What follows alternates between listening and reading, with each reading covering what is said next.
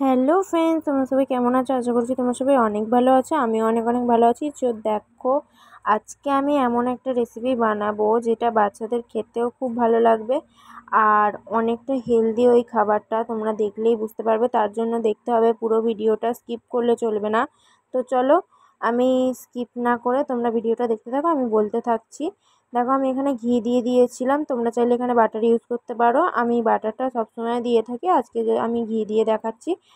আর oats দিয়ে মানে হালকা একটু ভেজে নিলাম ওটসটা, ঠিক আছে। বেশি ভাজার প্রয়োজন নেই, তাহলে কালো কালো হয়ে পুড়ে যেতে পারে, ঠিক আছে। হালকা একটু জাস্ট নেড়ে নেওয়ার মতন, ঘিটা যাতে গায়ে লেগে যায় তার জন্য। আর আমি এখানে দুধ দিয়েছি।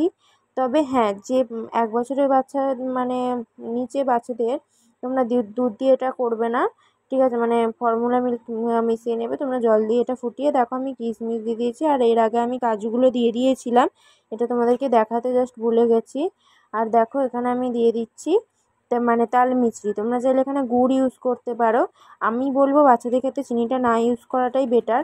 তো দেখো, আমি এটাকে ভালো করে রান্না করতে থাকি, ভালো করে এটা ফুটে যাক। ততক্ষণ তোমরা চ্যানেলটিকে সাবস্ক্রাইব করে বন্ধু হয়ে পাশে থেকো।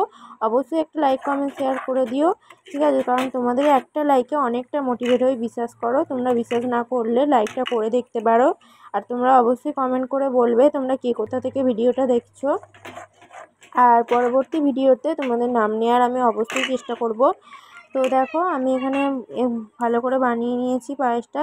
তোমরা দেখতেই পাচ্ছ একটু মানে ঘন টাইপের হয়ে গেছে। আমি এটা পাতলা বানাই, ঠিক আছে। তোমরা চাইলে এর থেকে একটু পাতলা বা মোটা তোমাদের যেটা ইচ্ছা বানাতে পারো। তো দেখা হচ্ছে নেক্সট কোনো ভিডিও নিয়ে। চলো, আজকের মতন আসছি, টাটা বাই বাই।